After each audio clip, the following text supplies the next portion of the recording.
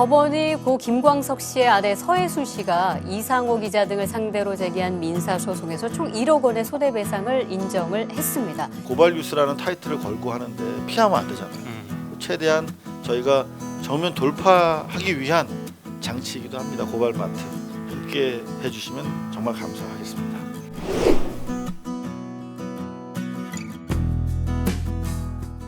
하나, 둘, 셋. 미디어 담화. 담화. 일본말 담화 아닙니다. 화화. 일본말, 중국말 아닙니다. 담화. 민국장, 이게 무슨 기사 가져오신 거예요? 어제 YTN 관련해서 네. 공기업 지분 매각설이 있지 않습니까? 음흠. 그래서 분명히 정부 사이드 일각에서는 이거를 추진을 하려는 것 같은데 또 다른 한쪽에서는 상당히 신중한 자세를 보이고 있다라는 제 말씀을 드렸는데 어제 청와대가 약간의 브레이크를 거는 듯한 네. 뉘앙스로 말씀을 하셨어요. 그런데 오늘 음. 매체비 평지 뭐 미디어 오늘 기자협회보 미디어스 이런 데서 많이 썼던데요. 일제히 쓰고 나섰어요. 비슷한 기류인 것 같습니다. 정부 내에서 음. 이 YTN의 지분 문제를 어떻게 할 것인가 이거에 대한 어떤 통일된 의견이나 방침은 아직 안 선 것 같은데 분명히 추진하려는 쪽이 있고 신중을 기하려는 쪽이 있고 보통 이런 경우에 보면 민동기를 방송통신위원회 위원장으로 청와대에서 은밀하게 작업을 해. 그래서 뭐 민동기의 뭐 철학, 네. 언론 철학, 여자 관계, 채무 관계, 술버릇 이런 거를 막 뒷조사를 하고 다녀. 네. 그런데 내가 민동기 너무 미워. 네. 그럴 경우에 민동기 방통위 위원장 내정설 이렇게 기사를 확 내버리는 경우가 있어요. 그렇죠. 민동기를 떨어뜨리고 싶어서. 네. 혹시 YTN 지분 매각서를 알고 YTN 쪽에서 흘린 거 아닌가 이거? YTN 쪽에 기류가 좀 그렇게 돌아가는 느낌이 있어서 그래요. 그래요? 네. 어디 쪽에서 흘렸는지는 모르겠으나 음. 이 보도를 처음에 미디어오늘에서 미디어- 단독으로 나왔죠. 나갔거든요. 네. 그 취재원의 출처는 정부 사이드였습니다. 그 당시에. 네. 그런 경우 보통 YTN을 가려주려고 네. 제보는 A한테 받고 확인을 B한테 받아서 B 발로 기사를 쓰는 경우가 많습니다. 그럴 가능성도 있긴 하죠. 네. 네. 그냥 추정에 불과합니다만 네네. 여하튼 결과적으로 YTN에서 단호하게 매각을 반대하는 입장을 전사적으로 내고 노사가 네. 같이 냈죠. 그러면서 이제 상당히 분위기가 반전되는 분위기예요. 네. 근데 다만 어제도 제가 말씀을 드렸지만 네. 지금 YTN의 이 공기업이 가지고 있는 지분, 음흠. 흔히 말하는 준공영 체제, 네. 이거를 YTN 노사는 그 흔드는 걸 반대한다. 다 좋은데요. 네. 그런 입장 내고 이런 거 다 좋은데 그러면 왜 이거를 이렇게 이 상태를 그대로 유지를 해야 되는가? 그렇지. 이거를 시청자들과 뉴스 수용자들한테 노사 구성원들이 같이 설명을 정확하게 해줄 수 있어야 되는데 설명하고 납득을 받아내야 돼요. 받아내야 되는 네. 거죠. 그래야 준공영 체제로서의 YTN이 현재 제대로 기능하고 있기 때문에 다소 불만스러운 점이 있더라도 네. 계속 이 체제를 유지해 줘야겠구나 네, 라고 하는 공감이 생기겠죠. 그렇죠. 근데 그래도 입장 같은 걸 보면 그런 부분에 대한 어떤 입장은 제가 봤을 때는 부족한 것 같고요. 사실 부족한 게 아니라 없던데 내가 봤을 때 없어요. 네. 그리고 사실 이거는 사쪽이 이런 입장을 밝힐 수는 없어요. 어차피 전체적인 입장이기 그럼 때문에. 노라도 밝히던가 그 노조라든가 구성원 쪽에서 역할 분담 좀 해야 되는데 이럴 때는 그렇죠. 제 얘기는 음. 그쪽에서 그동안 미진했던 이런 부분들이 있다면은 뭐 성찰하는 계기로 삼고 이런 최소한의 어떤 내용은 담겼어야 되지 않나. 근데 제가 봤을 때 노나 사나 둘 다 연락 뻣뻣해. 자기들이 지금 당연히 누리는 권리인 줄 알아. 네. 준공영제 그거 아니거든요. 그거 제대로 못하면은 없어질 수도 있는 게 시장의 논리인 것이죠. 사실은. 그러니까 근데 철밥통이 된 거야. 어느 순간. 어떤 이유가 됐든 네. 그 속내는 정확하게 알 수 없습니다만 정부 사이드 일각에서는 지분 매각의 필요성을 느끼고 있다는 거 아니겠습니까? 그렇죠. 서울신문 같은 경우 지금 스텝이 착착착 지분 매각 쪽으로 어, 진행이 되고 있잖아요. 매우 벌써. 구체적이고요. 네, 그쪽은. 네네. 예. 근데 이제 YTN 같은 경우에는 그 왜 매각을 하려고 하느냐? 뭐 굳이 정부나 공기업이 언론사 지분을 가지고 있어야 되느냐 이렇게 얘기하는 쪽도 있고 네. 아니면은 YTN이 지금 정권 교체 이후에 이렇게 뭐 여러 가지 개혁 조치들이라든가 이런 걸 했는데 그러니까 정치적인 해석을 하시는 분들도 있습니다. 이건 뭐 헬프가 안 돼. 헬프가 안 돼. 왜 있는 거야? 예. 그냥 이참에 그냥 어차피 이거 매각해야 될 거, 정리해야 될 거. 연합뉴스 TV도 있는데 23번, 24번 채널 돌려도 뭐가 다른지도 모르겠고 23번 연합뉴스 TV는 없앨 수도 없고 법 때문에 그래서 24번이라도 없애야겠네. 뭐 이런 네. 생각을 했을 수도 있죠. 그런 판단을 했을 수도 있는 거죠. 근데 그게 뭐 그 판단이 뭐 무엇이 되든 간에 그 판단에 대해서 뉴스 시청자나 시청자나 시민들이 그거는 좀 문제가 있는데요. YTN은 이 형태로 민영화시키는 거는 좀 신중해야 될 필요가 있지 않습니까? 이런 여론이 좀 나와야 되는데. 근데 지금 보면 김정광님 같은 경우 YTN 없어졌으면 좋겠다. 네. 어쩔 수 없이 보는데 스트레스가 생긴다라고 말씀을 하시는데 저도 이따 보면 깜짝깜짝 놀라요. 네. 조금 전에 YTN 모니터를 하고 있는데 그 미통당의 이준석이라고 하는 그 젊은 친구가 나와서 뭐 기계적 균형을 잡기 위해서 야당 대표로는 이준석, 여당 대표로는 그러면 거기에 필적할 만한 선수가 나와야 되는데 이 사람은 어느 입장인지도 모르겠고 그러니까 전반적으로 확 좀 저쪽 태극기 부대 쪽으로 쏠려있는 듯한 느낌의 방송을 계속 주구장창 하고 있더라고요. 네. 그리고 어느 채널인가 봤더니 YTN이야. 음. 그런 식으로 방송을 하면서 준공영성을 마치 자신들의 특권인 양, 마땅히 누려야 할 권리인 양 주장을 하고 대중들과 소통. 대중과의 소통이라는 건 결국은 컨텐츠로 얘기를 해야 되는 거잖아요. 네. 근데 그런 컨텐츠가 제대로 안 보인다는 것이지. 그러면은 당장 국민들이 불편한데 정부 입장에서는 가지고 있을 이유가 하등 없겠죠, 사실은. 그런데 이게 지금 팽팽하게 지금 YTN 노사가 맞서면서 이게 일단은 교착 상태 들어간 것 같아요.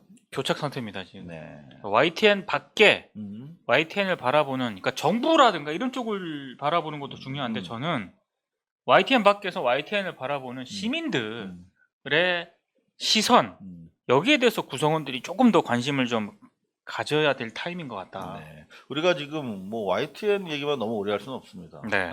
요건 또 뭔가요? 그러니까 양승동 사장이 강도 높은 내부 개혁으로 국민들 마음을 얻어야 수신료를 올릴 수 있다.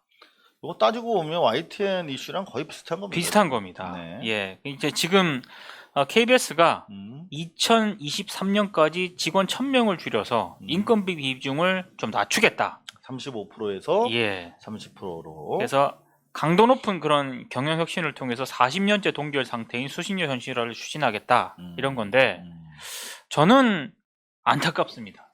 어떤 점이요? 지금 수신료 현실화를 추진하겠다는 이런 구상도 물론 중요한데 네. 수신료 현실화를 추진하는 방안이 직원 수를 막 줄여가지고 강도 높은 경영 혁신. 지금 수신료를 내는 시청자들이 KBS에 기대하는 게 이런 걸까요? 아니 당장 지금 1000명 자를 테니 돈을 올려달라 이거 아닙니까? 네. 2000명 자를 테니 돈 올려달라고 해도 돈 안 올려줘요 국민들은.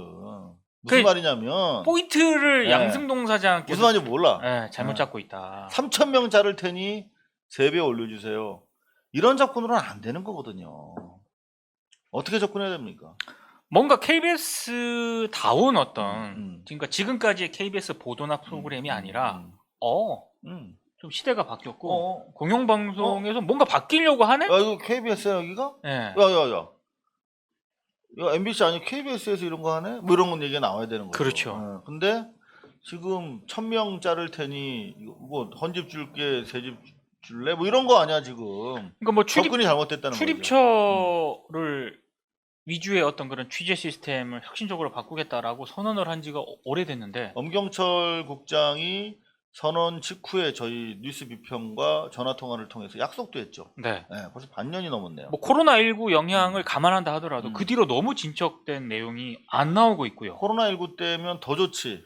이런 비상 상황이니까 네. 더 비상 체제로 바꾸기 더 좋지. 네. 안 했어. 그 리포트를 봐도 여전히 출입처 시스템을 벗어나지 못하는 그런 리포트가 많습니다. 문제는 거기서부터 출발을 해야 되는데. 미안합니다. 벌레가 한 마리 들어와서 벌레 잡느라고 제가 아이 컨택을 잠시 네. 못했다는 사실. 이건 웃기기 위한 게 아니었습니다. 순전히 해충, 일배 따위 등과 마찬가지. 날파리가 네, 해충을 제거하기 위한 정상적인 행동이었습니다. 날파리 웃기려고 한 거 아니에요? 일부러 풀어놓으신 거 아닙니까? 미쳤니 내가? 그거 한번 웃겨 먹겠다고 날파리. 이상입니다. 다음번엔 한번 추진해봐야겠습니다.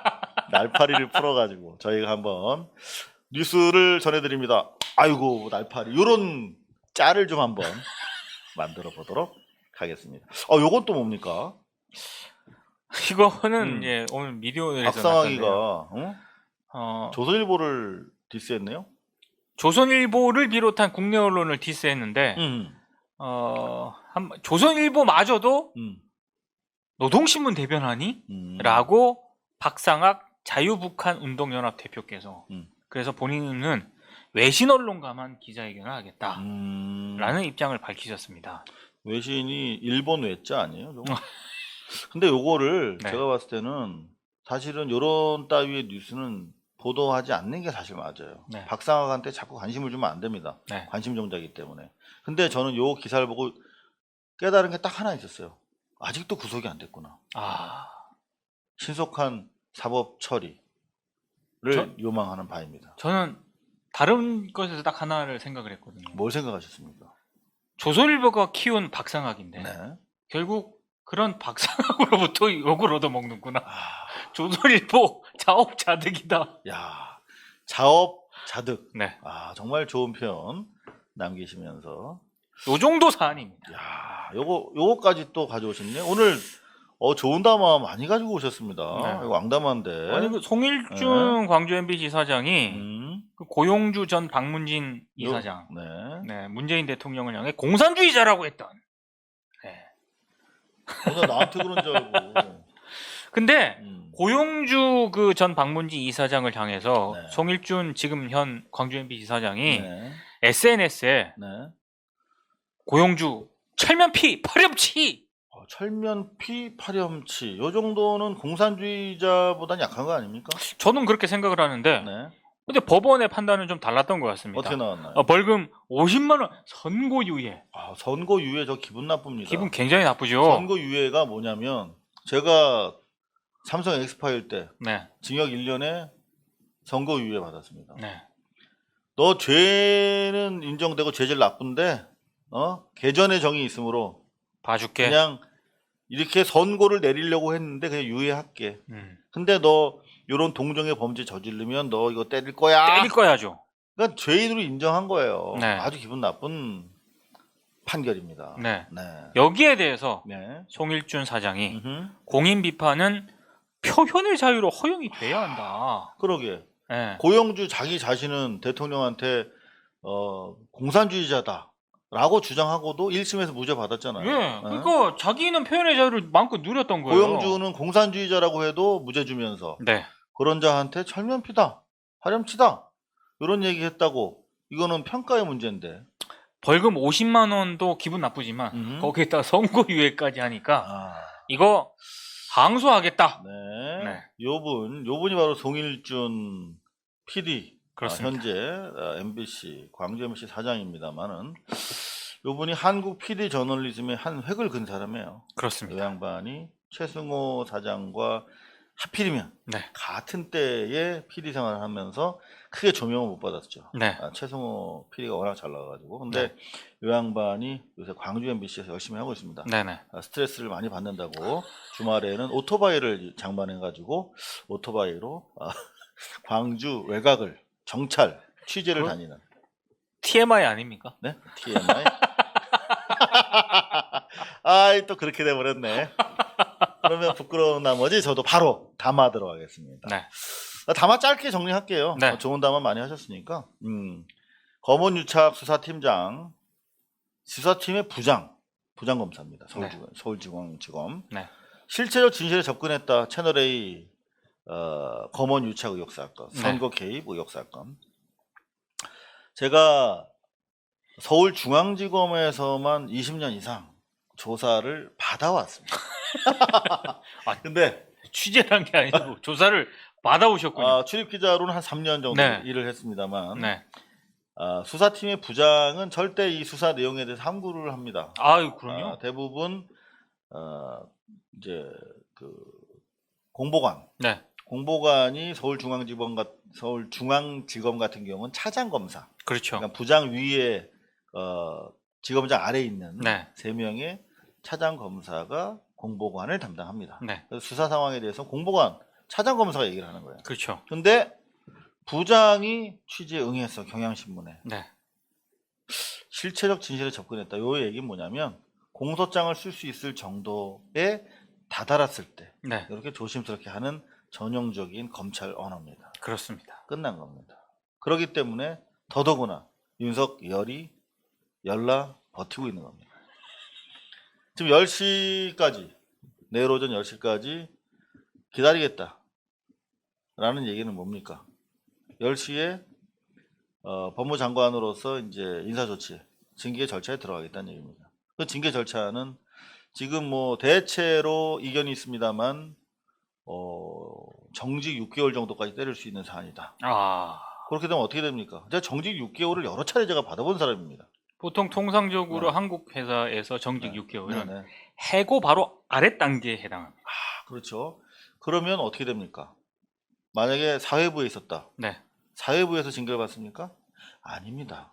인사부로 넘어갑니다. 그렇죠. 신병이 일단 인사부로 넘어갑니다. 네. 그래서 인사부에서 징계를 끝내고 다시 뭐 사회부로 보내든가 원복시키든가 이렇게 합니다. 그러니까 무슨 말이냐면 검찰총장에 대해서 징계 절차가 시작되면 일단 업무를 중단시키고 네. 인사부 뭐 다른 부서가 되겠죠. 네. 다른 부서에 일단 전출이 됩니다. 네. 이제 그런 스텝이 내일 10시 이후에 시작될 것으로 전망이 된다는 사실. 이거는 뭐 너무 중요한 담화라서 제가 네. 가지고 왔습니다. 자, 어제 존경하는 민동기 기자께서 네. 조선일보가 참여연대의 20대 국회와 관련한 성명 약 200여 건을 분류하는 과정에서 네네. 100건 정도 되는 중도적인 내용은 빼고 자의적으로 지 마음대로. 자의적으로 나머지 절반 가지고 친여적이었다. 네. 이렇게 평가를 했는데요. 그것도 문제가 있었죠. 그 자체가 또 문제를 낳고 있습니다. 이를테면 이해찬 의원을 비판했는데 이거를 야당 비판으로 분류한 거야. 이해찬 의원이 미래통합당이었습니까? 그러니까 이게 옛말에 그런 말이 있습니다. 네. 연락 급하면 네. 바늘 귀가 아니라 바늘 허리에 실을 감는다. 네. 그런 말이 있죠. 이건 정말 A, B, C에 네. A도 제대로 쓰지 못하는 그런 기본이 안 된 기사라고 봅니다. 네, 진짜 이거는 패션의 P자도 모르는. 패션의 F자인가요? 네. 조선일보 참 재밌습니다. 그래서 또 민원연에서 이런 조사도 했어요. 4월 한 달 동안 확실한 단독이 몇 %나 될까? 단독. 제가 오늘 나중에 네. 가짜뉴스 단속반에서요. 네. 약간 반찬용으로 반찬용으로 찌개다 치고 아이고 스미마셍. 죄송합니다. 반찬용으로 하나 가져온 것도 네. 비슷한 겁니다. 또 있습니까? 이게 방송사뿐만 아니고요. 네. 한국 언론사들은 쓸데없는 걸 가지고 단독이라고 해요. 진짜 부끄러운 줄 알아요. 사실 저는 단독 되게 좋아했습니다. 어렸을 때 빌라에 살았습니다. 네. 연립주택. 빌라. 네.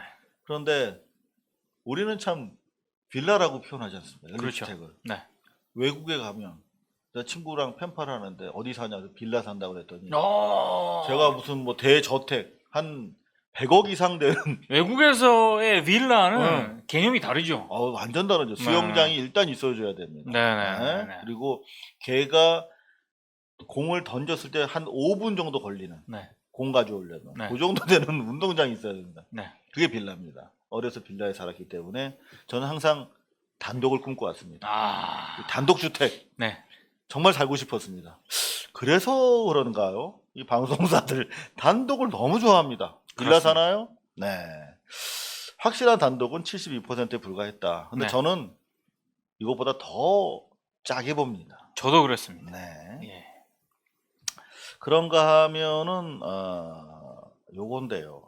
요거 좀 이 어떻게 말씀드려야 될지 모르겠습니다. 일베 로고의 온상이라고 할까요? 그거는 우리가 여태까지 SBS로 알고 있었는데 네네네. SBS가 타사의 한 2배 이상 뭐 이렇게 되지 않았습니까? 압도적이었죠. 그런데 MBC 관련사 어허. IMBC 캠퍼스라고 하는 저런 게 사이트. 있었습니까? IMBC 캠퍼스? 공무원 시험은 IMBC 아, 그거 있지 않습니까? 거기가 거기입니까? 아닌데 네. 거기는 아닌데요. 네네네. 그런 뭐 시험 뭐 이렇게 보는 네. 그런 사이트랍니다. 아하. 네. 근데 여기에 광고를 집행했는데 예. 독학하기로 1년 만에 명문대 편입한다. 예. 뭐 이런 광고를 하면서 이렇게 일베들이 숨겨놓은 일베 사인들이 가득 찬 대학 로고를 썼다가 노출했다가 정정하는 그런 사태가 빚어졌습니다. 이제 물론 MBC 자회사인데다가 네네네. 광고 배너를 이제 그 해당 업체에서 만들어 왔기 때문에 네. 실제적으로 MBC 내부의 일베가 잠입한 것 같지는 않고요. 이 경우에는 그렇죠. 네. 네. SBS 케이스랑은 약간 다릅니다만 그나마 MBC는 좀 이런 케이스가 작았는데 네. 좀 무리를 빚고 있다. 근데 이거를 특히 세계일보에서 세계일보에서 네. 빌라가 아니라 단독으로 이거 괜찮다. 단독을 우리가 추구해야겠네요. 그럼 우린 단독. 똘똘한 단독, 살기 위한 거주 목적의 네. 단독이면 좋겠습니다. 저는. 네. 네. 이런 세계일보에서 또 이런 일베 청소와 관련된 기사를 실었기에 아주 이해였습니다. 그래서 제가 네. 소개를 해드렸습니다. 자, 이외에도 많은 네. 담화거리가 미디어 인더스트리에는 존재합니다만 이 정도로 마치도록 하겠습니다. 지금까지 미디어 담화 아밤. 고발뉴스는 여러분의 자발적 후원에 힘입어 운영되는 대한매체입니다. 자본과 외압에 흔들리지 않는 언론으로 키워주십시오. 후원 신청은 지금 고발뉴스닷컴에서 접수 중입니다. 여러분의 많은 참여를 부탁드립니다. 감사합니다.